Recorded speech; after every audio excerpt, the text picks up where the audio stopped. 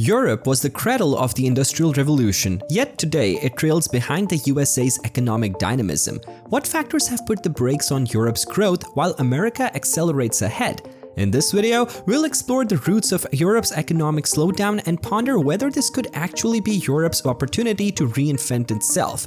Could a closer look at the past offer clues for a more prosperous European future? Let's find out. But before we head forward, please give a quick like to this video and click on the subscribe button with the notifications turned on so you don't miss out on any of our future videos. Welcome to Economics and More, where we power up your understanding of global economy. Without further ado, let's get started. Back in 1760, Europe sparked the Industrial Revolution, seriously changing the game by bringing machines into the mix for large-scale work. This was huge because it paved the way for the modern economy we are all part of now. Europe had the edge, thanks to its dense population and the competitive vibe between countries, setting it up to lead in technology and economic growth.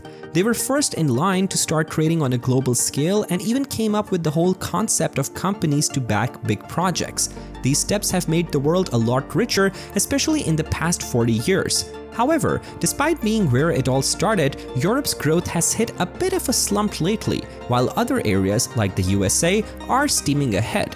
Europe's got everything it needs: resources, skilled labor, democratic governance, and top-notch infrastructure, but it's still trailing behind. This isn't just about the usual troubles like Brexit or the job market for the younger crowd. It's time to look into why Europe's growth isn't picking up speed. With its many perks, it's key to figure out why Europe's economic growth has hit roadblocks to prevent similar issues globally and possibly reboot Europe's economy. Why is Europe trailing behind the US, and is this slowdown expected elsewhere? Could this actually spell good news for Europe's economic future? Economists typically see a pattern where economies evolve from agriculture to industry, either by homegrown innovation like Europe's slow 200-year transition or through speedy foreign investment, much like South Korea's rapid 20-year shift. When an economy industrializes, it sees a sharp increase in output as it leverages tools to make the most of its resources. The real challenge comes when transitioning from a manufacturing-focused economy to one that adds value through services and international market involvement. The Dutch innovated modern corporation model with shareholders stands out as an efficient strategy for this transition. As economies advance, they shift from manufacturing products themselves to orchestrating global production chains, often seen as outsourcing work to less developed countries. This dynamic, while seemingly exploitative, typically benefits both parties. For example, it's more advantageous for a developing nation to manufacture complex products like cars provided by advanced economies than simpler items like hammers, which they can make independently. This arrangement allows advanced economies to tap into lower-cost labor for competitive pricing on the global market, boosting profits back home.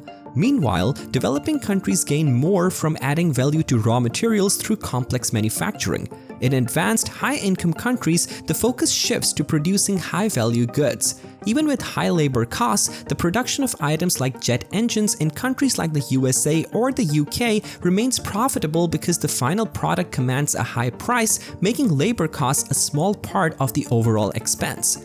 Developing economies normally don't have the kind of facilities or expertise to build world-class products, and since advanced economies can produce them domestically with no major loss in price competitiveness, there is no motivation for them to give developing economies the investment and training they would need to be able to do it for themselves. Even if the goods would be slightly cheaper, it's not worth the risk for the companies based out of advanced economies to share their world-leading designs with factories across the world, because there's a good chance that they will just get stolen, and it's very hard to get those design secrets back once they're out there.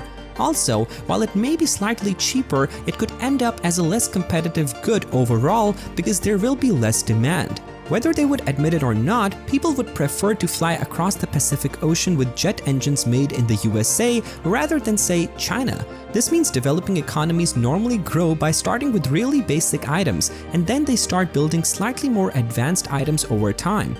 But eventually, they run into a problem. They go from making very basic items for not very much money to semi-advanced goods for a decent amount of money, and then their people get used to this higher income and get outcompeted by other developing economies coming up behind them.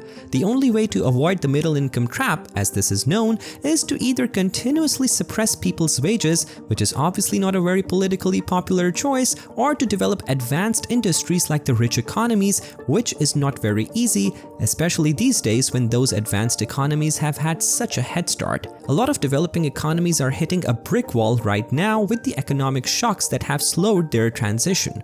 Europe, primarily filled with long-established advanced economies, especially in the West, faces a challenge. It has fewer global corporate giants relative to its population size than expected. While it matches Japan in the number of Global 2000 companies, it significantly trails behind the USA, which boasts about twice as many major global firms. Many of Europe's big names, like telecommunications giant Orange, are virtually unknown outside of Europe, focusing mainly on servicing their domestic markets. Despite its wealth, Europe's position in the global corporate arena seems to be a legacy of its early industrial achievements rather than current innovation, somewhat living off its advanced country inheritance. Meanwhile, the USA is hitting its stride, continuously producing world-leading firms. Exceptions like Germany's high-tech industry leaders and France as a fashion powerhouse show Europe's potential.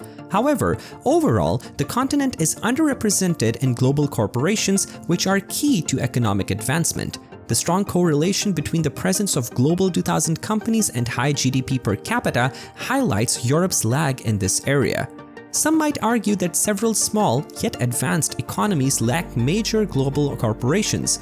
Luxembourg is a prime example, boasting the highest GDP per capita among larger nations. Despite some creative accounting, these countries are prosperous, often by offering services like finance to bigger economies with wealth-generating giants.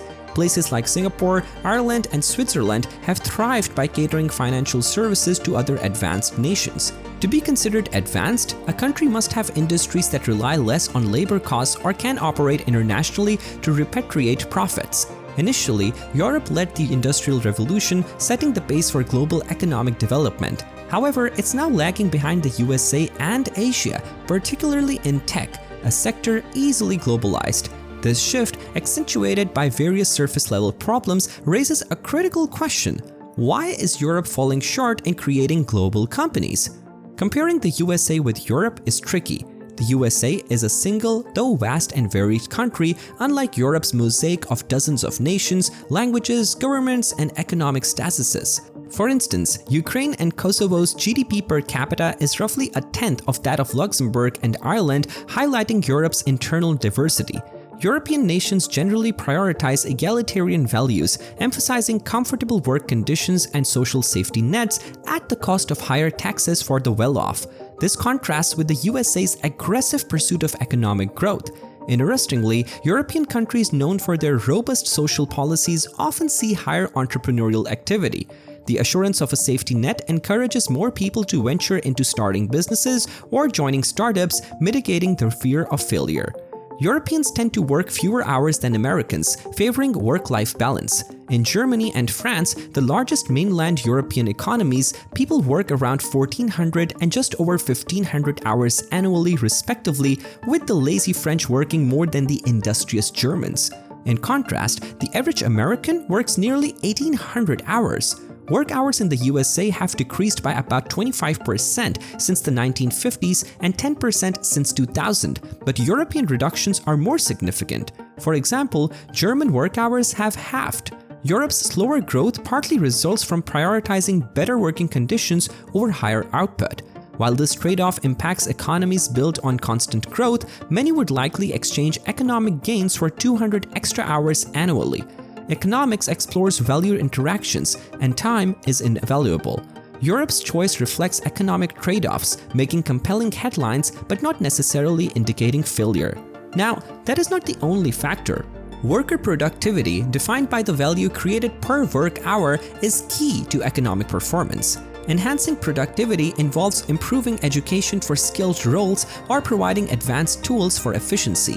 While Europe slightly edges out the USA in education, the USA excels in capital investment, making it more appealing for investors due to its use of the world's reserve currency, robust legal system, innovation culture, English language, and being a one-stop investment destination. This attractiveness means US businesses typically receive more investment than European counterparts, enabling rapid global expansion of US companies. Even with Europe potentially having more innovative startups, the significant capital flow into the US firms ensures their dominance. This cycle further entices investors, reinforcing the US's economic advantage and making it challenging for Europe to compete on the global stage. The only other question left is, will this trend last? Predicting the future is tricky, but the US's lead may narrow. Big US tech firms have dominated globally, benefiting from an English-speaking environment and substantial investment success. However, regulatory changes and a shift towards more localized economies could challenge their reign. Europe, less reliant on a globalized economy, may have fewer drawbacks from these changes, thanks to the European Union's focus on regional trade. Although Europe might not surpass the US in output, economic success isn't just about gross numbers. Europe matches or exceeds the US in various economic indicators, with the European Union's effectiveness playing a crucial role in its future prosperity. And with that, we have come to the end of today's video. What do you think about USA leading ahead of Europe? Will this trend change? Let us know in the comments section down below. Also, remember to hit like and subscribe with the notifications bell turned on so you can check out our future videos.